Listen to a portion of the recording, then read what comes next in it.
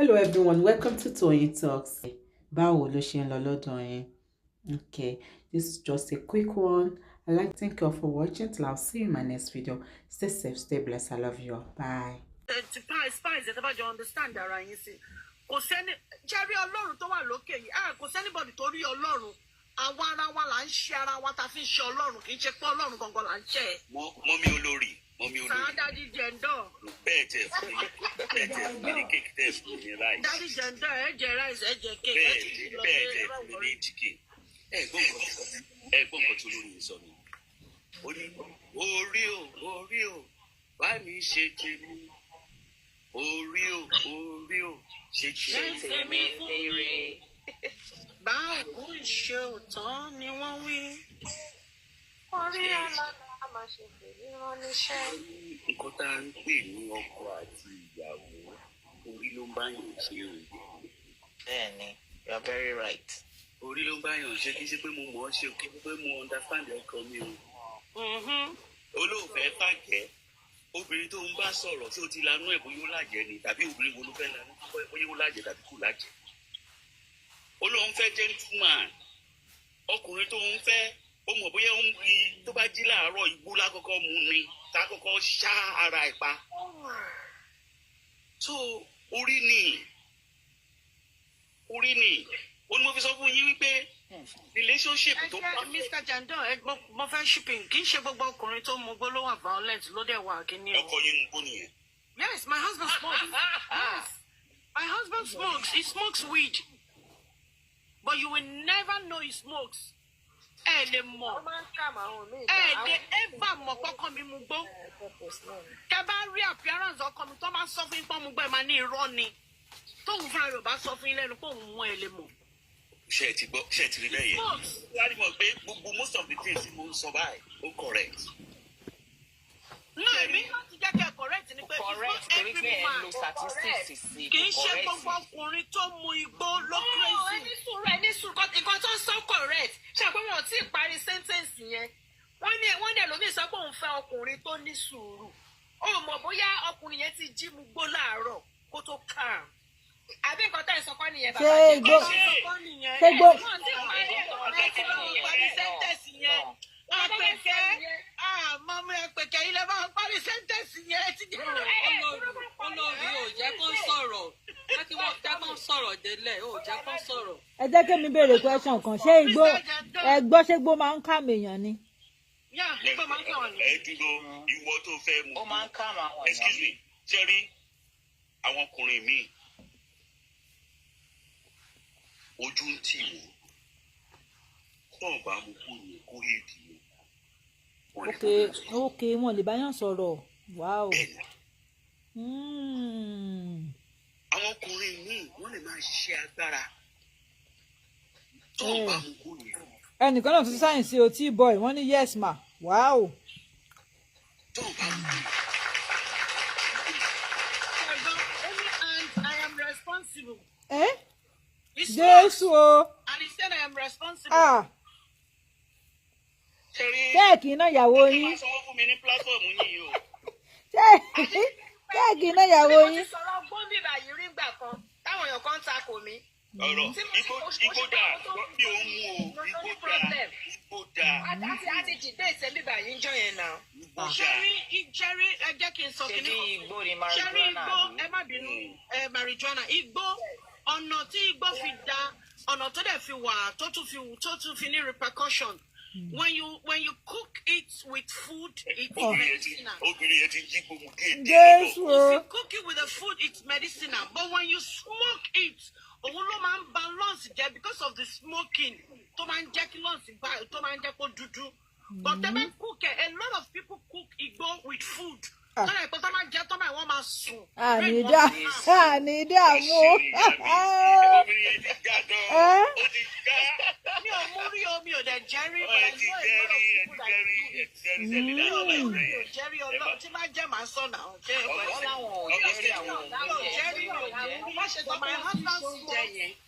My husband said,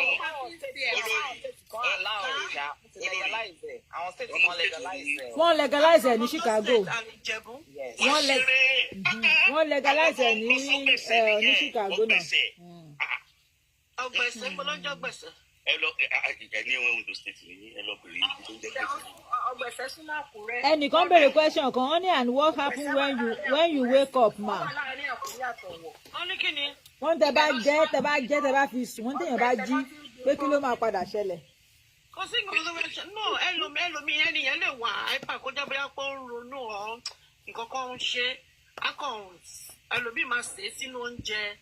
Mo ní ṣe tó fẹ́ gbọ́ nǹkan. Wọ́n máa fi sóúnjẹ máa fi ṣe ẹ́dìbù náà máa fi sínú ẹ́dìbù wọ́n máa fi sínú mo ní tẹ̀lé sọ́rí ó ní ẹnìkan tó àwọn dókítà àwọn dókítà tó máa ń fún àwọn ṣé mo pa àwọn client kan wà nínú àwọn client wa tẹ́ pé dókítà recommend cocaine fún wọn tó ń lò tó dẹ̀ máa fi ń jẹ́ kí wọ́n máa fi ń calm. Cocaine fúnra wọn fi ń kill pain. Tó bá wà addicted and again let me tell you addiction wà lórí gbogbo pain medication let me tell you addiction wà. Let me tell you the truth. Gbogbo àwọn drugs tó ní side effect ìlú ò ní side effect. Mi ò mú. Kò ní side effect báwo. Báwo lẹ ṣe mọ̀ pé kò ní side effect? By the special grace of God when the nǹkan tó wà tí ò ní ẹ̀kọ́ lè sọ pé side effect ò wá kò sí nǹkan tí ò ní side effect. Tẹ́ bá bomi jù gan side effect ẹ̀ wà tẹ́ bá bomi jù. Yes. Ṣé o mọ̀ pé tó bá mu cocaine báwo lè wà addicted sí?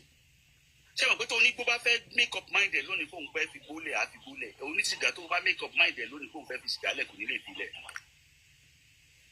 Àwọn kan dára wọn lóhùn nísàlẹ̀. Wọ́n ní rárá o no. Ẹ ti ṣe research débẹ̀. Ṣé rí ẹ má jẹ́ àti kó lórí tọ́pìkì o. Àti bọ́ sórí igbó báyìí. Àti bọ́ sórí igbó o ẹ̀jọ̀ o. Ẹ má yẹ kó sọ pé orí iṣu Àjìkẹ́ ń sọ pé kẹ́ ẹ mọ̀ mú gbó o.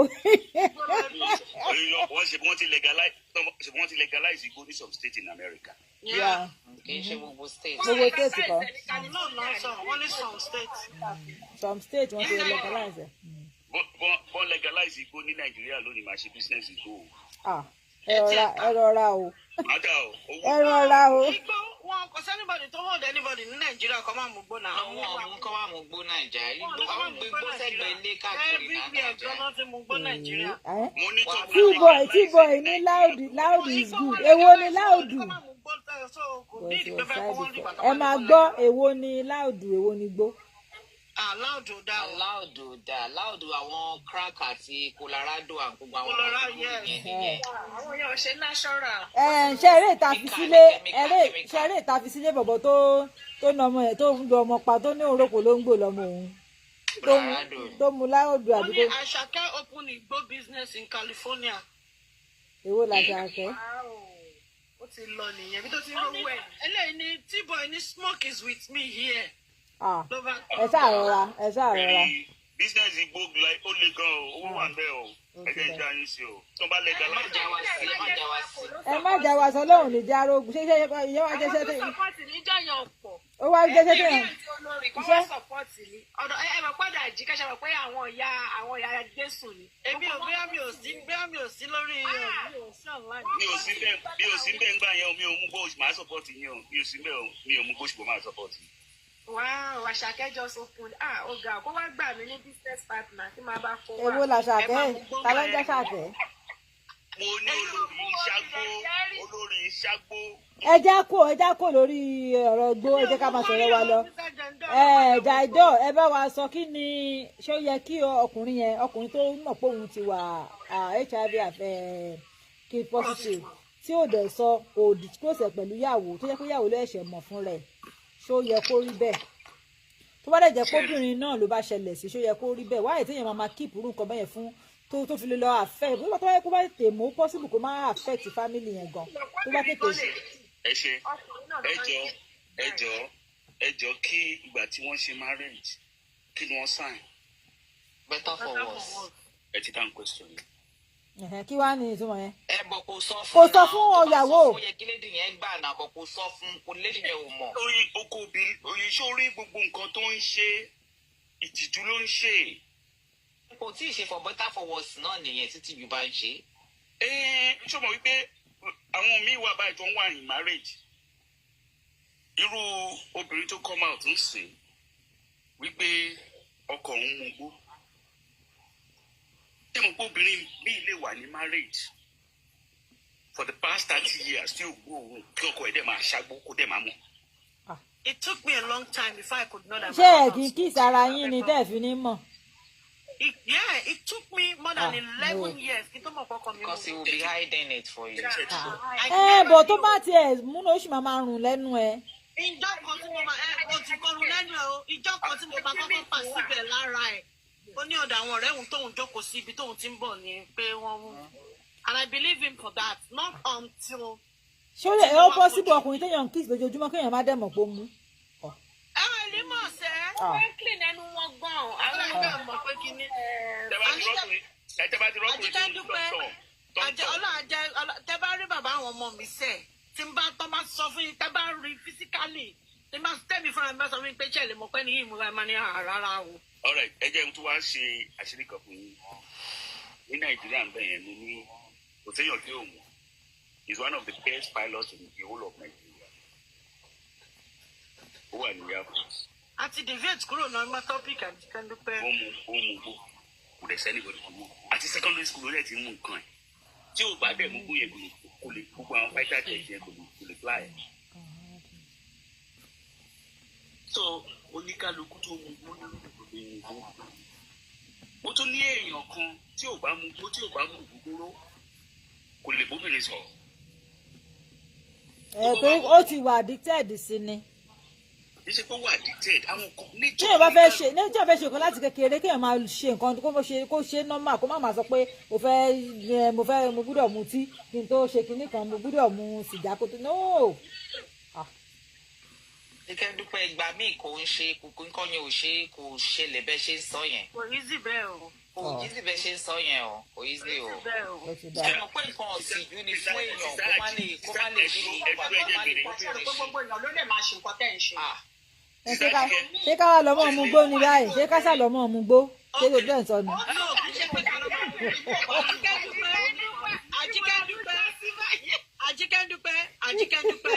Ajike Dupe ó mọ̀ mí dáadáa in person.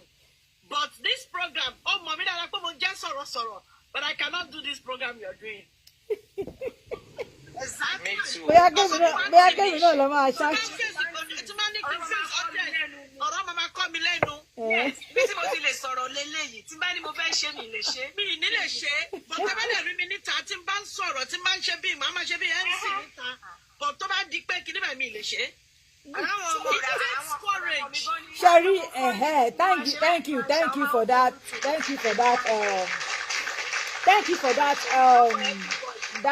Comment. Ẹ jẹ́ kí n sọ nǹkan lórí ẹ̀. Ọlọ́run ní pàlàkà yìí. Ọlọ́run ní pàlàkà yìí. Ṣé ọjọ́ kan wà ẹnìkan pè mí? Kí n sọ bí mo ṣe máa ń kọ àwọn tọ́pìkì mi yẹn sílẹ̀. Kí n sọ bí mo ṣe máa ń ṣe kinní yẹn. Mo ní kọ tọ́pìkì ilẹ̀ mo ní èmi ò mọ mi mọ tọ́pìkì tí mo máa sọ tí mo bá rí any message I'm telling you mo fọlọ́n tó dá gbogbo wa. Tẹ́ bá mọ àtìgbà tí mo ti ní mo fẹ́ máa ṣe online kí mo fẹ́ máa ṣe mi lè bẹ̀rẹ̀. ẹ mọ one thing. àwọn èèyàn tún ní kí n máa polówó mi lè ṣe. ṣé ẹ mọ one thing. ojú wa ń tì mí. tí mo bá fi lè ẹni wá ní ẹ tí bá ti tán kínní ṣe bóun àdẹ máa ṣe kínní lè máa sọ nǹkan tóun máa ti sọ nǹkan tóun máa ṣe mú ni èmi ò kí mọ nǹkan tí mo máa ṣe mú ni tí mo bá lẹ́ni message irú ilé TikTok wá ń sìn a máa fi message síbẹ̀ tó máa lẹ́ni any information a máa fi síbẹ̀ mo lè mú lára nǹkan tí mo bá fi síbẹ̀. kí lè fi ṣeré yẹn. social media ti ó ti wà. ṣé ó yẹ yín that is it ṣe ẹ jẹ́ kí sáré parí yẹn kó ká wá sọ̀rọ̀ wá ṣe rí this thing is nature ṣe yẹ yín inú ni kíní yẹn máa ń wá ní bí inspiration ni God bless you inspiration ni ó máa wá ní kì í ṣe pé bóyá èmi máa sọ pé nǹkan báyìí ni mo fẹ́ sọ ẹgbẹ́ gbà mí ó máa ń wá ní ṣe pé bóyá èmi máa sọ pé yẹn nǹkan báyìí mo fẹ́ sọ̀rọ̀ lé lórí o kíní kan báyìí ni ẹ rí i pé tá a bá wà very careful àti fẹ́ kó lórí topic wa àti ń bọ́ síbò mi. Padà síbẹ̀. That is it. Tẹ́ ẹ̀ bá wà very careful ọ̀tọ̀ ní nǹkan tẹ́ máa fi bẹ̀rẹ̀ ọ̀tọ̀ níbi tẹ́ máa bára yín ṣó ti yé yín and it o lè rí platform ẹ̀ ló fi jẹ́ pé ẹ máa bẹ̀rẹ̀ pé kí ni topic wọn lè sọ topic fún yín ṣó ti yé báyìí sí ẹ̀kọ́ ìtàn kan máa lè máa tó máa sọ̀rọ̀ oko díẹ̀ o wọ́n á sọ̀rọ̀ ìyọkọ̀ díẹ̀ wọ́n á sọ̀rọ̀ pé wọ́n wà controlled ṣó yé yín bẹ́ẹ̀ yẹn ṣẹ́rí nǹkan tá à ń ṣe yìí díẹ̀ gradually ní kíní yẹn náà ń bẹ mo sọ nígbà tí mo bẹ̀rẹ̀ pẹ̀lú radio station nìbàdàn ni tó ti yé yín so every weekend God bless every weekend nígbà yẹn wọ́n máa gbé mi wá sórí wọ́n pè ní ṣaralóge nígbà yẹn nígbà yẹn mo ta cream so mo wá máa ṣe program every Saturday ibẹ̀ ni mo ti bẹ̀rẹ̀ mo kàn lè dé bẹ́ẹ̀ ń sìn kó sọ pé ẹ bá wa sọ̀rọ̀ lórí ẹni tó ní lálára àbí tí ọkọ ẹ̀ ò dẹ̀ tọkọ ẹ̀ ò láìke àbí kinní kan ibẹ̀ yẹn ni díẹ̀ ní kinní yẹn ló ti ń bẹ̀rẹ̀ so there is no way èèyàn kò lè come across nítorí wọ́n ní pé yẹn kò béèrè question kan lọ́mì kí wọ́n ṣe máa ṣe bí àrùn ìdìkín tó dẹ lóhùn mi ò dẹ mú gbó natural ní tí wọ́n ní jẹ́mọ̀ lé ó wá naturally nínú system mi ló wà. no Ajike Dupe it has been part of you that's why. tí mò ń sọ gangan bí tí mò ń lọ náà nìyẹn pé kíní yẹn mo ti ń ṣe for a long time ó ti wà nínú system mi so kò nídìí mo ti wà addicted sí kò gbà tí máa ṣe lọ mu gbó àbúṣe lọ mo ṣe mu tí kí n tó sọ̀rọ̀ tẹ́ ẹ bá jí mi lójú oorun mo máa sọ̀rọ̀. sọ̀rọ̀. bẹ́ẹ̀ ni mo máa sọ̀rọ̀ tẹ́ bá jí mi lójú oorun tẹ́ bá béèrè nǹkan máa sọ̀rọ̀ that is me tó ti yé yín kò nídìí kí n ṣe sọ pé mo wá ṣẹlẹ̀ nǹkan tí mo fẹ́ sọ sílẹ̀ a máa sọ̀rọ̀ kíní lọ́la rárá mo lè níbẹ̀ mo lè sọ pé mo fẹ́ sọ̀rọ̀ kíní program mi gbọ́ kíní kan mẹ́sàn-án lọ́la ń sìn ó lè padà mo lè má padà sọ mọ́ ó lè jẹ́ nǹkan kan tó ṣẹlẹ̀ kí n tó ṣe show. ẹ má dẹ̀bi sorry sir. ẹ tún wá mọ nǹkan tó ń gba ayé báyìí. sorry sir ṣe rí ọ̀rọ̀ social media tẹ̀sán Ajike Dupe is okay àti nǹkan tí olórí sọ. ṣe rí èmi ní tèmi ẹni tó bá láyà gbàǹgbà yàtọ̀ sí pé bóyá ó ń sọ̀rọ̀ tó tún láyà gbàǹgbà òun ló lè jókòó sórí social media because tó bá ṣe rere àwọn èèyàn máa bú ẹ tó o bá ṣe rere àwọn èèyàn máa bú ẹ kọ́mẹ́ǹtì lásán. ìgbàgbọ́n rántí ìgbàgbọ́n pé tó wá fi wíìgì mi bú mi.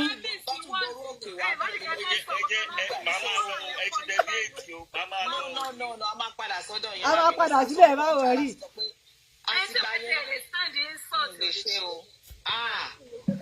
ṣe eré yẹn kan ẹ máa gbọ́ ẹ jẹ́ kí n sọ̀rọ̀ kan fún wa ẹ jẹ́ n sọ̀rọ̀ kan fún wa kí n fọ opportunity kí n sọ̀rọ̀ kan fún wa ṣe rí gbogbo àwa tá a bá mọ̀ pé obìnrin ni wá ìyá ni wá tó bá tún wá jẹ́ pé a tó wà lórí social media ẹ jẹ́ ká fi nǹkan kan kún ìrìn àjò wa gbogbo nǹkan tá a bá máa ṣe tí a máa tó máa lè sọ pé kí ni àbúrò nǹkan tó ṣe ẹ jẹ́ ká avoid ẹ̀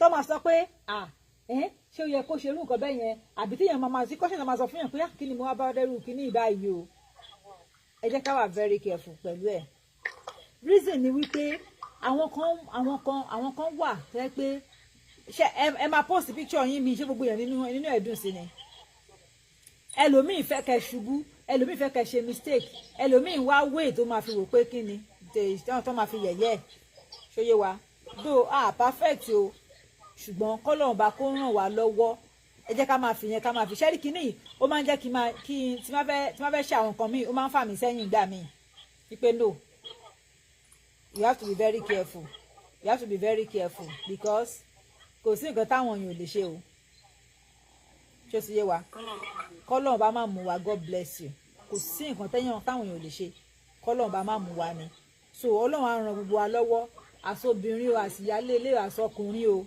ẹ jẹ́ ká ṣọ́ra wa especially social media yìí àwọn kan ti ṣàṣe má ṣe sọ́wọ́ àwọn kan ti ní núùdù wọ́n ní lọ́wọ́ àwọn kan ti ṣe yàmàyàmà lọ sáwọn ibì kan ló fi jẹ́ pé ẹlòmíràn máa wà very careful kò ní fẹ́ sọ̀rọ̀ kìíní kan tó máa sọ̀rọ̀ ó lójú topic tẹ́lómi lè treat nítorí pé ó ti lọ fọ́ sáwọn ibì kan so ọlọ́run á ràn wá lọ́wọ́ bẹ́ẹ̀ ni mo sọ fún wa especially ọ̀rọ̀ ọlọ́kùnrin dé ọ̀rọ̀ àǹdóra wa yìí ọ̀rọ̀ oníkìíní ẹ jẹ́ ká wà very very careful ẹ dákun ẹ jọ̀ọ́ n tó wà lẹ́yìn ọ̀fà ó dòjé lọ àníṣe lẹ́yà kámẹ́rà down ni o àníṣe lẹ́yà o so ẹ ṣe ṣe títí tọ́pìkì tàbí eléyìí lẹ́fẹ̀ẹ́ máa sọ. àdó ẹ jẹ́ ká padà sórí ọ̀rọ̀ oníkìíní ọ̀sìn pé wa ọ̀ ẹ jẹ́ ká padà sórí ọ̀rọ̀ oní HIV. ẹ jẹ́ ká gbé gbé star yẹn jẹ́ ká gbé love yìí wọ 10,000 yọ àti pẹ́ńbì. Látàárọ̀ ọ̀rọ̀ ẹjọ́ là ń rò wá àtẹ àbáwá táàbù ká níbi tí wọ́n ti gbé tápìtápì lẹ́yìn láyà ni. So ẹ jẹ́ ká bọ́ sórí ọ̀rọ̀ àwọn ọlọ́kọ tó ń gé okó ọkọ àtàwọn tó fọ́yàwó ní nǹkan lórí o. ọ̀run wọn rẹ o ọ̀nà ti kú dáadáa. ọ̀nà ti kú o ẹ jẹ́ ká parí ẹ jẹ́ ká gbé lọ́dọ̀ yẹn. ọ̀nà tó ń lọ sọ lórí social media ń sìn alájà kọ́bá ìtàn náà alájà Àríkẹ́ kìíní. ó mà sọ bẹ́ẹ̀ wọ́n náà pa ni ẹ gbọ́. wọ́n pa ni. kí wọ́n yẹ pa. ẹ lọ sọ ó ti wà lọ́dọ̀ kí lorúkọ bọ̀bọ̀ yìí àti ọ̀bọ̀ bóyá bọ̀bọ̀ yìí pa mo ṣáà lọ́ọ̀bù Ìbàdàn kí wọ́n yẹ pa. ọwọ́ lè pa. wọ́n ní mo yí gbọ́ lánàá wọn náà pa ni. ìfẹ́ ni. ó lọ fọ́kọ. ó lọ́kọ ó dà pé wá bímọ mẹ́ta bóyá wọ́n á ní iṣu yẹn lọ fẹ́yàwó mi ó dà pé wá gbọmọ ìlọ́wọ́ ẹ̀ wọ́n jẹ́ kó rọ́ ọmọ ó dẹ̀ wá tún lọ́ọ̀fọ̀ ọkọ ìfẹ́ ni. nígbà tó wá lọ́ọ̀fọ̀ ọkọ wa ń kọ́. wọ́n ní gbogbo wedding wọ́n ní lady yẹn ló náwó ló ṣe wedding ló ṣe gbogbo ẹ̀ gbà pé bọ̀bọ̀ yẹn ò ní anything wọ́n ní ni o wọ́n ní kò ní nádà ó wá jẹ lẹ́yìn tó dẹ̀. wọ́n gbọ́mọ lọ́wọ́ ẹ̀ o ọmọ tí òun ti kú ọ̀dọ̀ ìyá ọ̀dà ìpọ́dọ̀ ìyá ẹ̀ náà lọ́mọ wà ọmọ tó ń gbà lọ́wọ́ ìyá ló ń bí aṣíwájú nínú wọ́n lọ gbọ́mọ lọ́wọ́ ìyá ìyàwó. nígbà tó kú tán àbí. nígbà tó kú tán. wọ́n lọ gbọ́mọ fún yàwó. wọ́n lọ gbọ́mọ fún yàwó ìyẹn ló ń bí aṣíwájú nínú. báwo ló ṣe máa gbà ẹ̀ẹ́ fámìlì lédi yẹn ọlọ́ọ̀dáríjì mi wọ́n ẹni tó máa pa máa pọ̀ ẹni tó pọ̀ yẹn máa pa máa pọ̀. níwẹ̀ wọ́n dẹ̀ ní lédi yẹn ló ní gbogbo property. kọ́lẹ̀ nǹkan tó fi lọ gba ọmọ yẹn náà ṣe mọ̀ pé tó bá máa ní pé kí ni wọ́n náà ọmọ ló ní property kí property yẹn náà lè wà ní charge ọkọ ìyàwó tí ò bá wọn jìyà wá nọ́mbẹ̀ ẹ wo àwọn obìnrin míì ọlọ́run dáríjì mi àwọn obìnrin tó bá dọjọ́ alẹ́ tó bá di ọjọ́ alẹ́ obìnrin míì tó bá ṣerú nǹkan bẹ́ẹ̀ yẹn tó dẹ̀ mọ̀ wípé nítorí wọ́n fẹ́ wọ lóbìnrin kan ṣe fò sọ́lẹ̀ ló dẹ̀ ṣe kú ìwọ wá jókòó wá rò pé òun gbádùn. ẹni tó wọlé yẹn ló pa ẹni tó kú ni. my sister. Nǹkan tá a máa sọ nípa ọ̀rọ̀. ẹ jẹ́ kí n sọ kinní kan fún ẹ ṣe rí mo máa ń sọ kinní kan wọ́n ní tó bá dé báyàn ẹ lọ pè wá pé kó wá sọ tẹnu ẹ̀ mo tún máa ń tún sọ ẹni tí ìjà ò bá dé òun ló máa ń pèrè ẹ̀ lọ́kùnrin. torí pé wọ́n fẹ́ ìyàwó lè ló ṣe ó wá parẹ́ ṣé ìyàwó yẹn ló ní kó parẹ́. Oh my God ṣe rí àwọn kọ̀ọ̀kan wà tó jẹ́ pé kò ń ṣe wípé torí pé wọ́n fẹ́ ìyàwó lè ló ṣe parẹ́ ókè káwọ́ báyìí pé obìnrin tó yẹ pé gbogbo láìvẹ̀ pátá ló wò pọ́kọ mi lè lè ta kí ló fẹ́ fira pamọ́ fún ọkọ tí. it's not the end of the world ṣé ìyá ló fẹ́ ti torí ẹ̀ lọ parẹ́. ẹ wo bí nǹkan bá ṣe dé. ẹ jẹ́ kí wọ́n sọ tiwọn tán yàlọ́ ẹ jẹ́ kí sọ tiwọn tán. tí wọ́n jọ máa wà láti ilẹ̀ kéèyàn tó dé lè lé jọ́ọ̀jì irú nǹkan bẹ́ẹ̀ yẹn. sọ lóyìnbó. ṣé o dá sáà ó ní ipò tí a máa wà lọ́tọ̀ọ̀tọ̀ tí a fi máa jọ́ọ̀jì ara wa lórí irú nǹkan bẹ́ẹ̀ yẹn. máa yóò fọ̀bẹ sí lọ́rùn. ṣé bí nǹkan tí gbogbo wa ń gbọ́ là ń sọ ṣé mọ nǹkan míì tó ti wà lábẹ́ aṣọ àwọn méjèèjì. irú lẹ́dì ní ìjọ tó lẹ́dì kan ló gbé ipo gbòmù nígbà yẹn náà kan ló kú. ìjọ yẹn náà bó ṣe ń sọ bíbá bí mo ṣe kọ́ọ̀mù tí mo wọlé nìyẹn. àwọn frustration kan wà tó yẹ kó ju kéèyàn gbá ipo lọ. Àjọkẹ́ gòdè máa gbọ́ obìnrin yìí ṣó síìkì ni àbọ̀n ti ṣubú àbí wọ́n gún lọ́bẹ àbí kí ló ṣẹlẹ̀ jọmọ tó fún ìfàkẹ́. ọ̀rẹ́ náà láfítà tó bímọ ó dẹ̀ kó ní 5 days. ẹ fi àjẹ́ Àjọkẹ́ lẹ̀ ó ní ó kọ́ọ̀mù ó dà o. ẹ máa gbọ́ ókè áfà tó ó bímọ tán ló wá kú àbí. ìyá àwọn èèyàn fẹ́ sọ wípé frustration pé wọ́n gba ọkọ òun ló pa I don't know. ṣé bọ́kọ yẹn náà ló dó olóyún yẹn. ọkọ náà ló lóyún ọkọ ló dẹ̀ bí gbogbo ọmọ fún. ọmọ mélòó ló bí. ọkọ kúrò nílé ọmọ mélòó. ọkọ kúrò nílé pátápátá ó fòun nìkan sílẹ̀ sínú ilé ẹni tó lóyún sínú ó wá lọ kó bá ìyàwó èyàn ẹlòmíì máa lóyún ó máa ní BP ẹlòmíì máa lóyún oríṣiríṣi àìsàn ló máa ń ṣolóyún èyàn mọ nǹkan tó ṣe. kí ló dé tọkùnrin yẹn fi kó kúrò nílé ẹ̀rọ gbogbo ọ̀rọ̀ tá a dá lórí Facebook gbà mí ilé tó ṣe kúrò nílé tó ti lọ fẹ́ lòmíì ṣé nǹkan kan àmọ́ nǹkan tó ń ṣẹlẹ̀ nínú ilé wọn náà ṣùgbọ́n tí nǹkan bá ti ṣẹlẹ̀ a máa bọ́ sórí social media àpọ̀lẹ̀ máa sọ nǹkan tó ń wá ọkùnrin fún mi kò lọ fẹ́yàwó méjì kí ló tó ṣe lọ fẹ́yàwó kejì wáyé tó ṣe fi ìyàwó ẹ̀ lẹ̀ nínú oyún tó ṣe lọ ṣẹ̀mọ̀ ìlọ́jọ́ tí ń sin pọ̀ tó ṣe pé gbà ní máa jìjà tá àmọ́ nǹkan tó ṣẹlẹ̀ níbẹ̀. ní peace ní kóun lọ fẹ́yàwó mi. Association of first wife wàhálà wa fẹ́ pọ̀ báyìí. Ṣé you understand? Then anything ló lè jẹ́ kẹ́nìbọ̀dì lọ kó lọ parẹ́. Anything kò ní ṣe pé bóyá toró ń gbọmọ lọ́wọ́ ẹ̀. Ẹlòmíì lásán lè jẹ́ ó lose iṣẹ́ á lè lọ parẹ́. So gbogbo ala ní different ways la ní different strength láti carry nǹkan. Kí ni o fẹ́ pààyàn ara ẹ̀ fún? Tó ṣe pé bí a pẹ́ díẹ̀ ní ilé kò parẹ́ o, á ti dáhùn ní lọ fà. Kò parẹ́. Kò parẹ́, ó kàn kú ni kò parẹ́. Wọ́n ló bímọ tán àbí nǹkan ṣá. Yeah, 5 days after tó bímọ kò Ó parẹ́. lè lose ó lè. Kó kúrò nílé bóyá ronú yẹn. Ó lè jẹ́ ronú yẹn ló ń ṣe. Bóyá pé kínní. Ẹ mọ̀ pa ní shock absorber jura wa lọ ṣá. Yeah, that's what I'm saying. That shock absorber be strength. Yes, a ní strength jura wa lọ o. A ní strength Ṣé jura wa lọ. ẹ jẹ́ kémi sọ nǹkan tó ṣẹlẹ̀ fún Ẹlòmíì yín. sì á wà nínú pain 10/10 kò ní kò tálẹ́ náà gan kò ní gbà. Ó sì máa Àní ẹ máa gbọ́ ẹ jẹ́ kémi sọ nǹkan tó wà ńbẹ̀ fún yín. Ẹlòmíì dẹ̀kẹ̀rẹ̀ 1/10 ó fẹ́ gbàdì lọ́dẹ̀. Ẹ jẹ́ kémi sọ nǹkan tó wà ẹ jẹ́ kémi sọ nǹkan tèmi fi pò ṣẹlẹ̀ fún yín. Ṣé rí ọkùnrin relationship wa tí òkè ọ̀nkú Jídé wọn láwọn ti ń lọ. Ṣé rí àwọn obìnrin tá bá ti wà nínú marriage mo rọ̀ wá tá bá lè endure ẹ jẹ́ ká endure. Ṣé rí marriage tá bá wà tí ọkùnrin ò bá ti nífẹ̀ẹ́ wa ẹ má jẹ́ kó jẹ́ pàwọ́ la máa nífẹ̀ẹ́ ọkùnrin. Mo máa ń sọ kíní yẹn fún wa all the time. Tọkùnrin bá ti done pẹ̀lú relationship wa mọ̀ pé ni ti done kò sí nǹkan tó lè ṣe sí. Kò bá o bá máa bọ́kùnrin láàárọ̀ kó bọ́ lọ́sàn kó bọ́ alálẹ́ kó tẹ́bò lẹ̀ kó fún lóúnjẹ ọkùnrin mọ̀ nǹkan tó fẹ́ tí ò bá sì fẹ́ ẹ̀ lọ́dọ̀ ẹ̀ kò ní dúró lọ́dọ̀ ẹ̀. Ṣé ti yé wa? Sẹ́ńtírì tá a wà mí ò rò pé obìnrin tún gbúdọ̀ di sẹ́ńsó lò débi pé ọkùnrin kan máa wá rán ẹ lọ́rùn òun á wá máa gbáyé. Àwa ni kẹ́ ẹ jẹ́ ká ṣí ọpọlọ wa sílẹ̀. Ìjọ́ wo lẹ́yìn rọ́kùnrin tó lọ para rẹ̀ nítorí obìnrin náà? Ẹ jọ̀ọ́ náà we are woman being wa lẹ̀ jẹ́ rán ní vein wa. Ẹ jọ̀ọ́ in one way or the other ó lè jẹ́ rònú lọmọbìnrin yẹn fi parẹ́. Nígbà tí ẹ̀ bá bímọ kalẹ̀ tí ọkọ ò wálé ẹ mọ̀ tí BP dẹ̀ ń lọ sókè. Ìgbà wo ni kú ò ní wọlé? Mélòó gan lẹ pè lẹ́mìí tá à ń gbé káàkiri náà?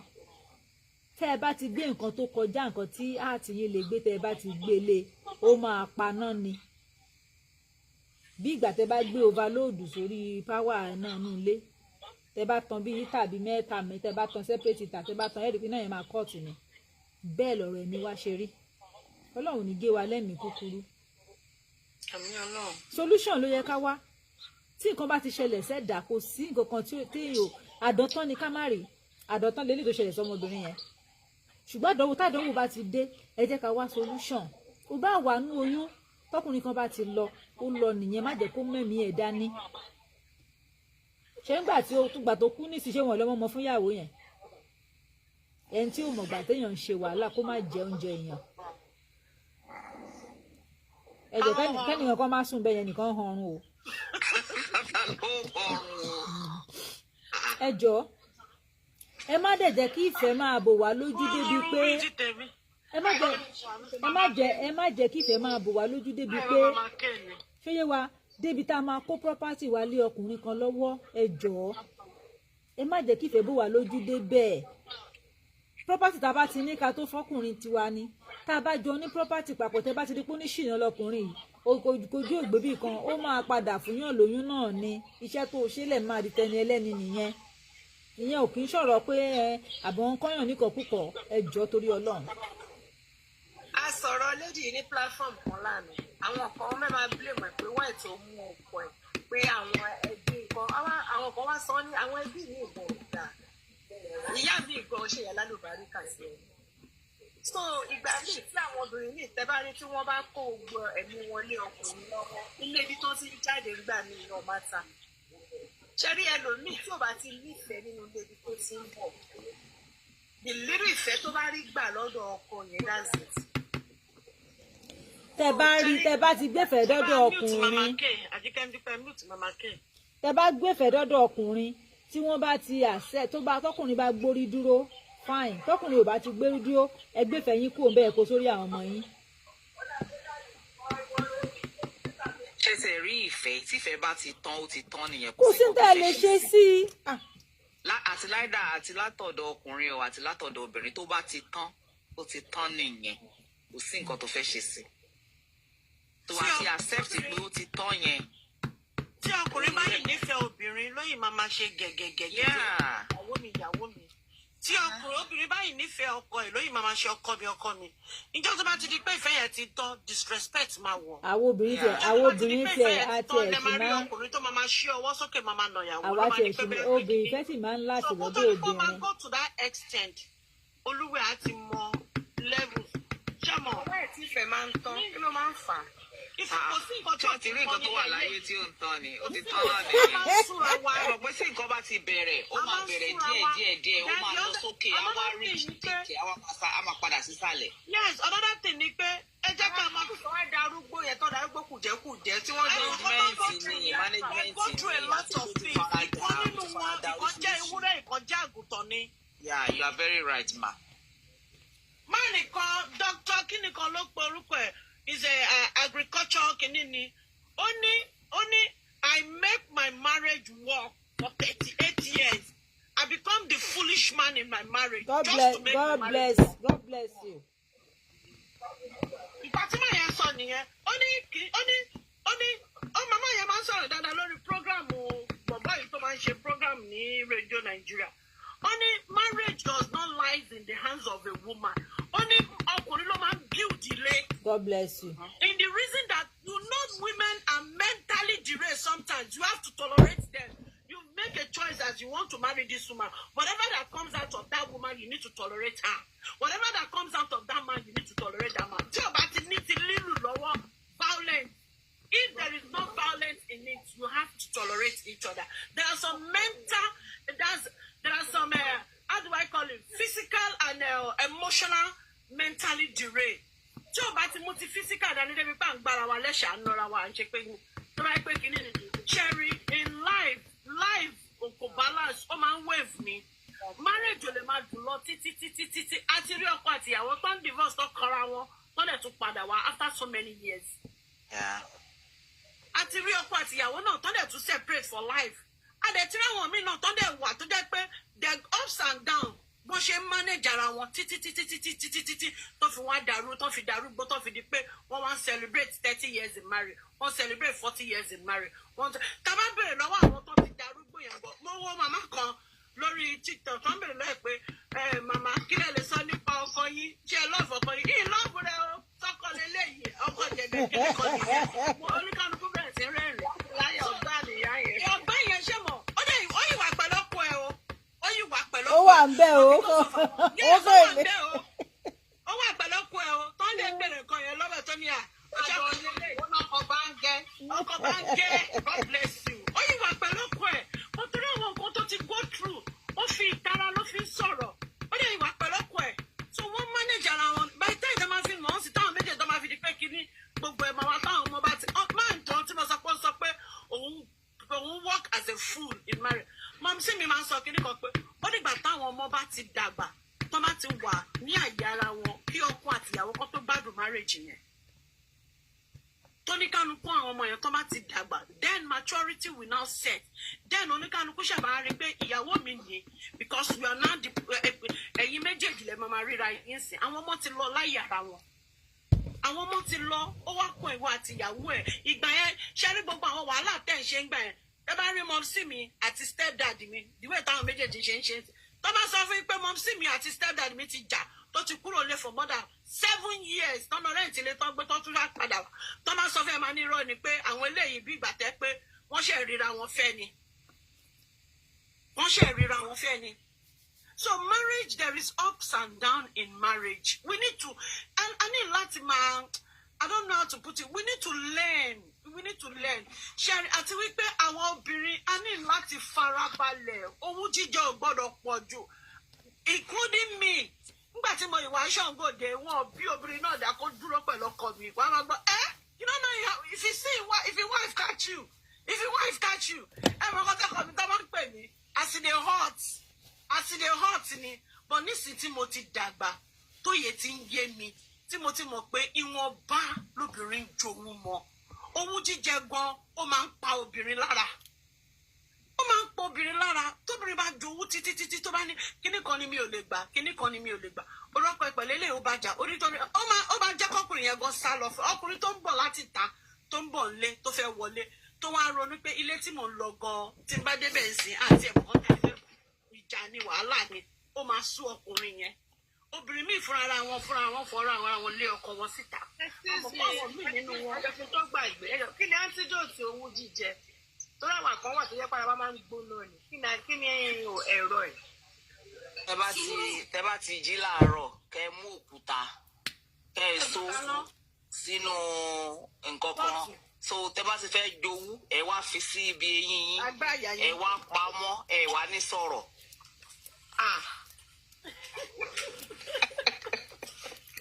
Kò sí antidote ẹ̀yin lẹ máa ń láti bá ayé sọ̀rọ̀ because it's a lot of process and emotions tó ń go tí ní ẹ bá ń ṣẹlẹ̀.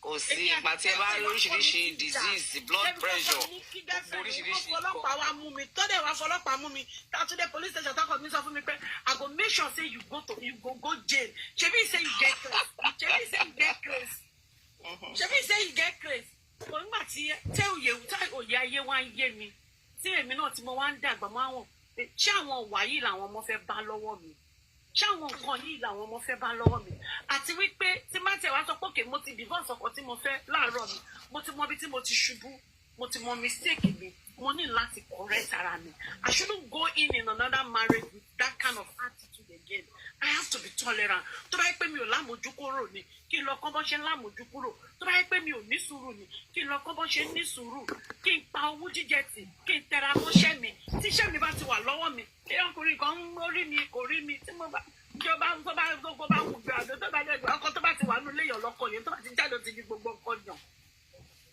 I talk to myself and I build that thing into myself. My friend because bá sọ pé òun lọ́gbọ̀n 20 kankan mi wọ́n ló lọ kó ẹ̀wà láti ẹ̀rí tèmi ní má kó disease wà bá mi. Ìjọba ti lọ lo condom tó bá lè lo condom bye bye. So owó jíjẹ ó máa ń I don't know how to put it. Àwọn obìnrin aṣáà ní láti ní ọ̀pọ̀lọpọ̀ sùúrù ṣá fúnra wa àtọkùnrin àtobìnrin. Ṣé ẹ rí kéèsì woman yẹn nǹkan tẹ́mi fi pé ó fà òun ni pé ṣé báwo obìnrin gbà míì ẹlòmíì ò kì í ní sùúrù tó then ó lè jẹ́ gbogbo time yẹn ó lè ti láwọn wà kan tóun náà ti wù sí ọkọ yẹn tó bá yẹ pọkọ yẹn náà ló fẹ́ látàárọ̀ ọjọ́ o ṣóye yín nǹkan kan ló máa mú màá yẹn kúrò tó fi lọ fẹ́ second wife ìgbà tọ́lọ́run second wife dẹ̀ ti kọ́ mi yẹn wàá study ẹni yẹn dáadáa ṣé ọkùnrin yìí sì ní ìdí mi ni àbúrò ṣe mistake tó bá ti rí i pé kò ṣe kó mọ̀ọ́mọ̀ ṣe ni kì í ṣe kó ṣe mistake wọ́n gangan wàá tẹ̀ díẹ̀díẹ̀ ṣe rí ẹ má jẹ́ kí ìfòbẹ́fẹ́ bó wà lójú débi pé àní ní self control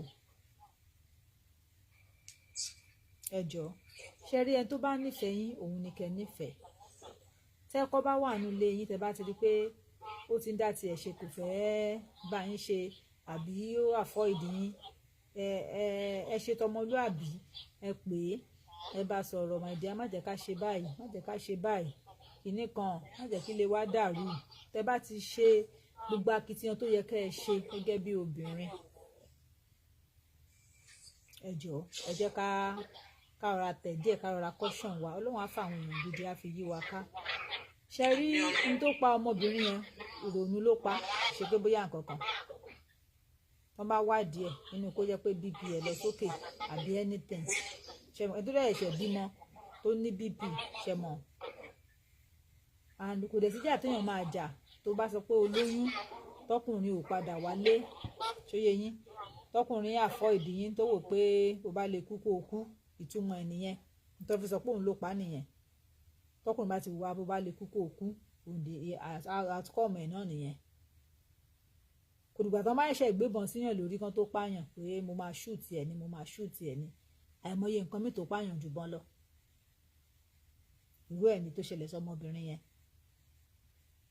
so Ọlọ́run á ràn wá lọ́wọ́ ṣe rí relationship kì í ṣe dúdú ọ̀dáyà àfẹ́ rárá àwa ní ká mọ̀ bá ṣe fẹ́ manage ara wa tá a bá sì lè manage partner wa ẹ jẹ́ ká manage ètí ò bá ti ṣe manage ẹ̀wọ̀n Ọlọ́run ó ṣọ́pàdé wa láyọ̀ àtàlàfíà kúrò láìfù mi ò kí n ṣe kúrò láyé o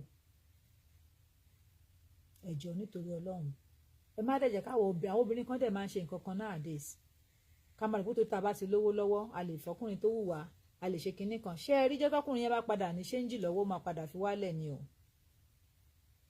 àwọn obìnrin kan ń ṣe lọ́wọ́lọ́wọ́ ń ṣe báyìí tán bá ti lè ní ṣéǹjì lọ́wọ́ báyìí wọ́n believe pé àwọn máa rán lọ school àwọn tán ṣe nílùú òyìnbó yìí wọ́n jẹ̀ka kẹ́yìn ni o wọ́n fowó wọn rán ọkùnrin lọ léèwé owó wọn ṣe kinní kan ó máa padà lọ fẹ́ tó wù ú gbà tó bá yá ni wọ́n sọ̀rọ̀ ẹnìkan lánàá pé mi ò fẹ́ lọ mọ́kọ wá Nàìjà mo ní ẹ jẹ́ kó lọ mú wa ojú ẹ̀ máa bó ṣòsì yẹ̀yìn ẹni tó bá fẹ́ yín nígbà tẹ́ ẹ̀ ní nǹkan nígbà tẹ́ ẹ bá lówó lọ́wọ́ kò ń ṣe the right person fún yín torí pé kò ní change lọ́wọ́ ló ṣe fẹ́ wa njọ́ tí change bá wà lọ́wọ́ ẹ gbàgbé. fún àtọmọdé ilẹ̀ rẹ má bínú obìnrin mi lè ní owó kó fi mọ ọkọ ẹ̀ tí ò bá fi gbéraga sí. ó lè tó jẹ́ 10% mà ẹ má kó gbogbo ẹ̀ papọ̀ bẹ́ẹ̀ ibi tá a ti ń ṣe mistake nìyẹn àwọn ọkùnrin lọkùnrin máa jẹ́ Ọlọ́run sọ pé orí ló fọkùnrin ṣe kò ní kọkùnrin dẹrù àwọn obìnrin ni ẹ mọ̀ pé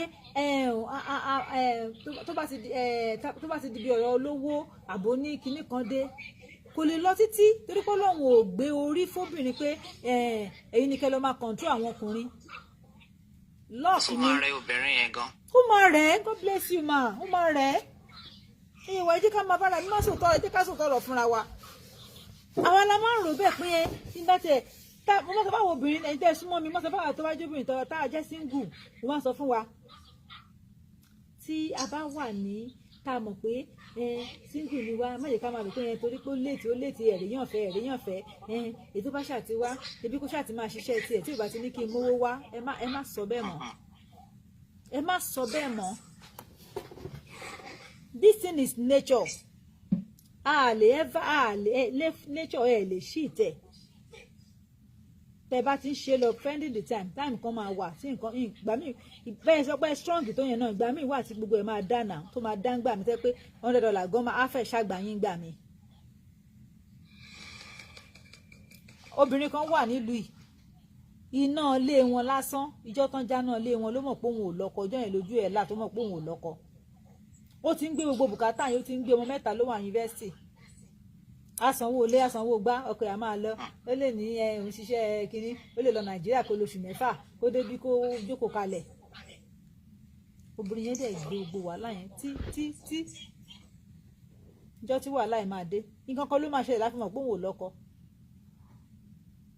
bó ṣe dé lọ́jọ́ yẹn nìyẹn owó wá pọ̀ lọ́wọ́ ẹ̀ táìmù yẹn wọ́n jẹ owó náà nílùú òyìnbó kan náà kàn sọ pé wọ́n gé náà iná inú ilé èèyàn l'Amẹ́ríkà ẹ mọ irú insult yẹn ṣé láńtà lẹ́fẹ̀ẹ́ lọ tàn ní àbí kándù woman yìí from CNA to nurse ni woman yẹn 16 hours ló máa ṣe ọkọ ẹ̀ ni mo mọ̀ rí mi ò mọ̀ rí mo fọ́ Ọlọ́run bá búra mi ìmọ̀ woman yẹn rí ọkọ ni mo mọ̀ rí wọ́n bá pè mí jọ yẹn àwọn nídìí ilé àwọn nídìí yàrá kan àfẹ́rẹ́ntì àwọn ò ní yàrá ńlé tiwa o kí n bá wọn rí yàrá bì kan wọ́n rí táwọn ti lè manage kí ló dé táwọn bá sùn lẹ́yìn lálẹ́ yòókù lè sùn bẹ́ẹ̀ àwọn ò fẹ́ sùn bẹ́ẹ̀ kí ló ṣẹlẹ̀ wọ́n bá kẹjọ́ náà bá rò wọ́n sọ fún wọn mo ní òkè ẹni tó fẹ́ gbà yín sílé tó fẹ́ tẹ olówó tẹ fẹ́ lọ owó tẹ́yìn tẹ fẹ́ lọ fẹ́ fi lọ gba yàrá yẹn ẹ ṣe kó fún ìyàwó yín tó bá kó fún ìyàwó yín mo ní ẹ ti relieve ẹ díẹ̀ náà nìyẹn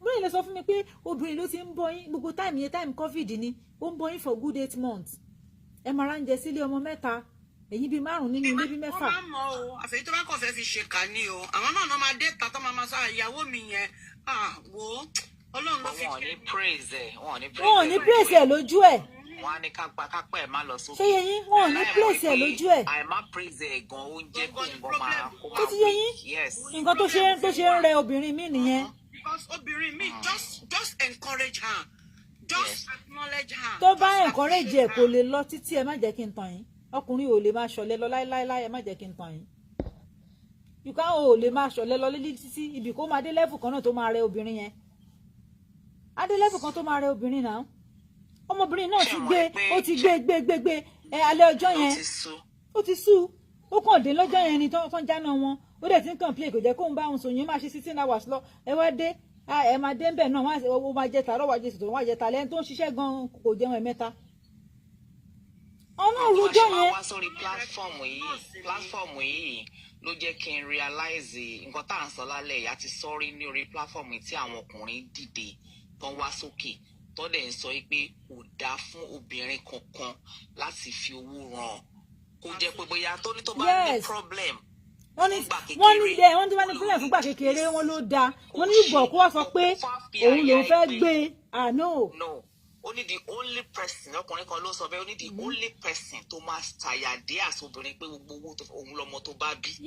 ó ní tọkùnrin bá ti fẹnu kọ ẹ tó bá ti fẹnu sí ẹ pé bóyá òun fẹ́ fẹ́ ẹ ó ló ní responsibility tó yẹ kó gbé tí ò bá dẹ̀ ti lè gbé kò tó kọ́ ṣe nìyẹn.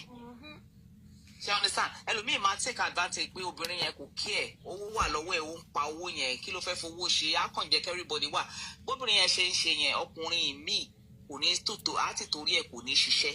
ẹ jẹ́ ń sọ àṣírí àwọn àṣírí àwọn ọkùnrin fún yín ọkùnrin máa ń fẹ́ obìnrin tó wà submissive wọ́n máa ń fẹ́ ibi táwọn máa wà táwọn máa lè ti control tó máa wà in charge kò tọkùnrin máa ń fẹ́ nìyẹn ibi tọkùnrin yóò bá ti lè control tó wọn bá ti wà in charge wọn ò lè ever nífẹ̀ẹ́ ń bẹ̀ ẹ gbàgbé kò sí bẹ́ẹ̀ ṣe lè ṣe. ẹ jọ torí Ọlọ́run mo fẹ́ bèrè question kan ẹ má bínú. Yes ma. nínú kéèyàn bẹ̀rù èèyàn àbí kéèyàn ní respect fẹ́yàn èwo lójú. respect ni ìbẹ̀rù dá ìbẹ̀rù máa ń pa ìbẹ̀rù ní nǹkan kan ṣe. báwo ló ṣe máa fẹ́yàn tó wẹ́ pé tó bá rí báyìí ṣe máa jábọ́ lọ́wọ́ ẹ̀. ṣe understand only relationship mi wà tó yẹ pé ọkùnrin tó bá wọlé tàbí tó bá sọ̀rọ̀ báyìí girlfriend ìyàwó máa gbọ́n ni adẹ̀rí náà the other way tó jẹ́ pé ọlọ́kùnrin mi tó yẹ pé tíyàwó ẹ̀ bá dìde báyìí òun náà máa gbọ́n ìbẹ̀rù nìyẹn which is not slavery nìyẹn kì í ṣe relationship but respect ni kò mọ̀ pé nǹkan tọkọ mi ò fẹ́ lélẹ̀ mi ò ní ṣe nǹkan tíyàwó mi ò fẹ́ lélẹ̀ mi ò ní ṣe tó bá ń bí mi inú jẹ́ kí n pè jẹ́ kí n bá sọ á dẹ̀ gbọ́ kì í ṣe pé bóyá kò ní gbọ́. ọ̀rẹ́ mi kan ọkọ ẹ̀ fi ẹjọ́ ẹ̀sùn mi ó pè mí lánàá ló bá ní ìyàwó òun kò bẹ̀rù òun mo wá ní dáàdi òyìn kan mo ní kọ́mọ. romi báwọ̀. mo ní look let me tell you something when a woman fears you does not respect you that is slavery. ẹ lè ní kí àwọn yín máa bẹ̀rù yín tí obìnrin bá respect yín ó bẹ́tà ju kó máa bẹ̀rù yín lọ obìnrin tó bá ti ń bẹ̀rù ọkọ ẹ̀ á jẹ́ pé ti kó láyà jẹ nìyẹn òun gan máa di aràn ìdì tó bá wà láàrin àwọn ẹgbẹ́ ẹ̀ tó bá máa ṣe nǹkan bá á máa gbọ̀n ni. ọkùnrin míì ìbẹ̀rù náà pè ní respect kò dẹ̀ ń ṣe ìbẹ̀rù ní respect.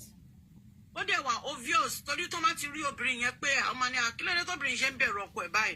tí kò láyà jẹ ni. mo ní kò dáa but ó bẹ́tà kí obìnrin respect yín ju pé kó bẹ̀rù yín lọ. kí ló ń pè ní respect kí ló ń pè ní ìbẹ̀rù mo lẹ́yìn náà define ẹ̀ kẹ́ wá wòye tó wà meaningful jù tòtòrò mo ṣe ni mo fẹ́ bèrè question yẹn lórí tọ́pìkì lálẹ́. ẹ máa gbọ́ o wọ́n ní especially wọ́dà driver ṣáà ti gbọ́ báyìí ṣáà ti rí èmi ò ní sọ nǹkan lórí ẹ̀. ṣé wo bá kó dáa rọ̀ kí n pa owó ni àbí wọ́n bá dàgbà kó máa gbé mọ́tò jáde á kàn lọ. lọ́wọ́ nǹkan tó ṣẹlẹ̀ ni pé wọ́n lè rìn lọ rìn bọ́n aláwọn òrìṣẹ́. don sọ nìyẹn wọ́n ní ọ̀dọ̀ pọ́ìntì tó fẹ́ mú bọ́ta fún yín nìyẹn. òun ni ó sọ yẹn ṣe pé wọ́n láwọn ò tà. Because àwọn tó ń ṣiṣẹ́ ó bá tó pawó wọn wà náà. àtọ́níta ìsín wá láwọn ò tà. But let's look at it now. Ẹ jẹ́ ká wò báyìí náà. Okay, o fẹ́ lọ máa ṣiṣẹ́ àṣepa tó bá ti wá pa owó fẹ́ san owó ilé. Wọ́n ṣiṣẹ́ mi ò Uber nìkan náà bẹ́ẹ̀ ṣe. Tó ṣe gbogbo nǹkan tó yẹ kó máa ṣe l'Amẹ́ríkà orí pé inú ilé atẹ́gùn wa AC ń ṣiṣẹ́ iná wà ń bẹ̀ everything wà ń bẹ̀. Kí ló fẹ́ lọ máa ṣiṣẹ́ fún? Ọkùnrin mi ò kí rò pé kò yẹ kóun lọ ṣiṣẹ́ gẹ́gẹ́ bí ọkọ kó wá sọ fún ìyàwó pé okay mo mọ̀ pé òun pawó òde ń pawó jù mí lọ jẹ́ kémi náà máa ṣiṣẹ́ tèmi lápá níye tí mò ń gbà yẹ kí n máa ṣe kí n pà tèmi náà wà nínú ilé wá dẹ̀ rí pọ́kọ yẹn náà ó ń tẹra mọ́ tí ò bá tẹ èdè pọ̀ bọ̀ á rí pé ó ń tẹra mọ́ the same thing náà pẹ̀lú obìnrin ẹ lè róbìnrin mi lákan máa ń sọ̀rọ̀ ọkùnrin sọ̀rọ̀ ẹ róbìnrin obìnrin mi náà lẹ lóbìnrin mi òun náà fẹ́ kàn jókòó kọkùnrin lọ máa kó wá kó ṣiṣẹ́ kẹ́mi ẹ̀ fẹ́ bọ́ so méjèèjì ni àkàn ní percentage bí ọkùnjà ẹ̀dọ̀ ẹ̀ ni. ó wà lọ́kùnrin ó dẹ̀ wà lóbìnrin but níbi táyé dé dúró yìí sìn àwọn obìnrin gan ti wá ń ṣiṣẹ́ ń sìn àwọn ọkùnrin ló fẹ́ máa ṣọ̀lẹ. Of course. Torí tó ẹ pé àwọn obìnrin bá ṣọ̀lẹ àwọn ọkùnrin á máa rojọ́ wá ń bí ni wọ́n á gbé wa bọ́ta ni pé gbogbo àwọn ìyàwó wọn ò ṣiṣẹ́ o. Kudos to all Nigerian women. I'm telling you we are all trying. Kudos. Iṣẹ́ ni wá o. Yes, most of those those people people even in diaspora because 80% of women now they are on their feet. Yes. They don't want to relax. Everybody is trying to make money for themselves. Every woman now wants to. No woman is because obìnrin tó fẹ́ jókòó tẹ̀tẹ̀rẹ̀ mọ́ pé ó dìgbà tọkọ mi bá mú wá o. Obìnrin mi kọkùnrin tó ná 1,000 ń gọ́ ti ná 2,000. Kọkùnrin kan tó ná 10,000 ń gọ́ ti ná 5,000 sínú ilé. So wọ́n jọ ń tákà ni you bring I bring. Òun ni marriage fi ń work nísìn. Kì í ṣe pé kọkùnrin nìkan máa kówó wá. Even ní Nàìjíríà nísìn, if you tó o bá ní nǹkan tó fi ń support marriage gan ò lè work. Eléyìí sọ pé ọkùnrin ló ń gbé responsibility ní Nàìjíríà even in Nigerians of today nígbà tọkùnrin bá bẹ̀rẹ̀ sí ń gbé gbogbo responsibility ní Nàìjíríà gan olùtọ̀hún yẹn fẹ́ pa ọkọ yẹn láì tí ì pé ọjọ́ nínà ẹ̀mẹyẹ tó rent 3 bedroom 2 bedroom lásán nísìn ní àdúgbò gbòmí is 3.something million ṣé ẹ máa bímọ méjì mẹ́ta sọ pé òun fẹ́ lọ máa gbé ní room and parlour báwo ló ṣe fẹ́ ṣe so every woman now is trying to support their marriage when you support your man tọkùnrin yẹn náà dẹ̀ mọ́ fún ẹ the marriage will work it will work ẹ bá understand ara wa gbogbo àwọn nǹkan tá à ń fà pé kíní kan kò tó nǹkan kan kájẹ níbẹ̀rù Ọlọ́run tí bẹ̀rù Ọlọ́run bá ti wà lọ́kàn wa wọ́n ní the fear of God is the beginning of wisdom so we have to because tí o bá ti sí ìbẹ̀rù Ọlọ́run nínú marriage táwọn ìbá ti fi Ọlọ́run pinlẹ̀sẹ̀ ó tún máa ń fa nǹkan tó máa ń jẹ́ pé marriage náà tún máa ń ní problem. Because the family that prays together lives together. Yeah, sure. Because they are ti fi bẹ̀rẹ̀ láti kíní ṣẹ́rí ọ̀pọ̀lọpọ̀ obìnrin a máa ń ṣe mistake. Including me, I made that mistake. Because I was saying my husband, we have to be in bimo, my change. But you cannot change a man in relationship. To bat in red flag in here, to bat in round right in here. If you're trying to talk to that man and the man is trying to prove stubborn, is not ready to change, let go of that person and move on. But tó bá sọ pé àwọn jẹ́ kí n máa manage ẹ̀ bóyá torí pé ààyè yànjú ni tá a bá bẹ̀rẹ̀ sí ń dàgbà tá a bá bẹ̀rẹ̀ sí ń bímọ ó máa change foul except if that man ready to change himself. Yes, sir. Except if that woman ready to change himself. No man can change a man. Àti ń round up náà nìyẹn má wulẹ̀ wọ́n gbogbo náà táwọn àwọn kan wà ní wọ́n ti sọ̀rọ̀ ṣẹ́jú kọ̀ọ̀kan sí àlọ́ ilé nìyẹn. So ó apply sí gbogbo àtọkùnrin àtobìnrin ẹ jọ̀ọ́ ọ̀rọ̀ kú àtọ̀bọ̀ àti marriage yìí gan wàhálà gan ti. Ẹ ṣe olórí. Fẹ́mi Wálé 98 ẹ wà ń bẹ̀. Alájà ké kí ló ṣẹlẹ̀ ẹ Mr. Fọláṣadé. Ó lè wọ́n lájà náà. Ẹ bá ń jẹ́ ọ̀rẹ́ mi kalẹ̀. Ọ̀rẹ́ mi wà ní kíláàsì. Ó wà ní kíláàsì rẹ̀. Mr. Ẹ̀ra ẹ̀ka lẹ́sẹ̀ wà. Mo wà Ajike. Báwo ni dé yín ẹ̀kọ́ àtàrọ̀? Sísá mo ń lẹ̀ kalẹ̀. Kalẹ̀ mà. Ẹ pẹ́ tó gbogbo lé. Ó jà ebó oníṣẹ́. Mo ń kẹ́kọ̀ọ́ ni. Àjọ àjẹ́ntì ni. Ó jẹ́ jù ni. Kò ṣe ọ̀rẹ́ mi kó sọ̀rọ̀ lálẹ́. Àwọn sì máa sọ̀rọ̀. Ẹ bá ti ń lọ ilé náà nù. A sọ̀rọ̀ àsọkágbá. Ṣé máa sọ̀rọ̀ báyà lájà àbí kí sísá fún Fẹ́mi wá sọ̀rọ̀?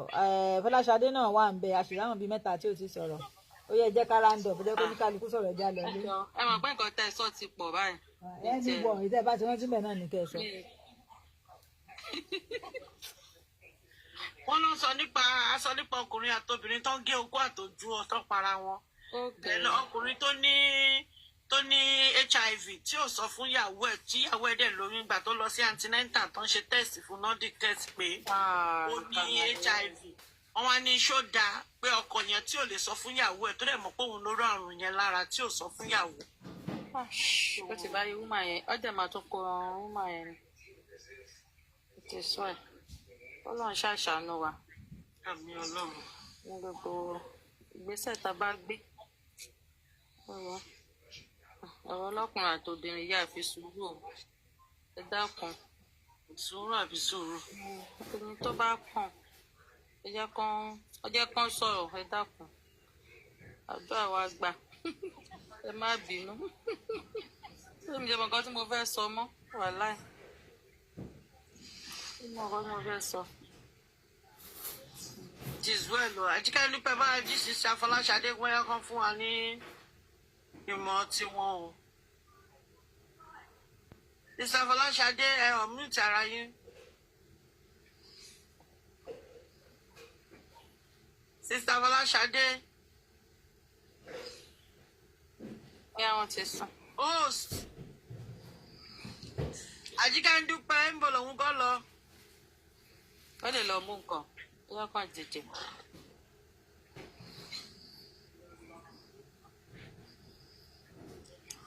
sísè Afọláṣadé.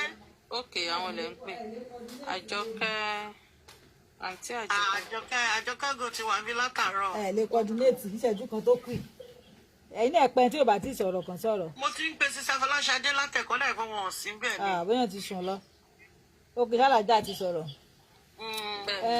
sísá àpètẹ́ ńkọ́ ta ló ní ẹni ìṣètò tó fẹ́ fi kún ẹni kò bá ti láfikún mọ́ ẹ jẹ́ ká lọ sùn náà nìyẹn so ọ̀rọ̀ wọn báyìí tá a sọ náà ẹ jẹ́ ká lẹ́ẹ̀ní ń bẹ́ẹ̀ jọ ẹ má jẹ́ ká fọ̀rọ̀ ara wa ṣàríkọ́gbọ́n kò ṣe rí kẹ́ ẹ má tan fóònù yín lẹ̀ ní gbóríṣiríṣi ojoojúmọ́ la máa gbóríṣiríṣi ẹ̀jọ́ àwa náà perfect orí pa lè ṣe gbogbo ẹ̀ ṣùgbọ́n ẹ jẹ́ ká maintain ẹ jẹ́ ká máa try níwọ̀nba Ọlọ́run ní jẹ́ ká ṣubú àní ṣubú ara rẹ̀ ní ṣubú ẹ̀mí ẹ̀jọ́.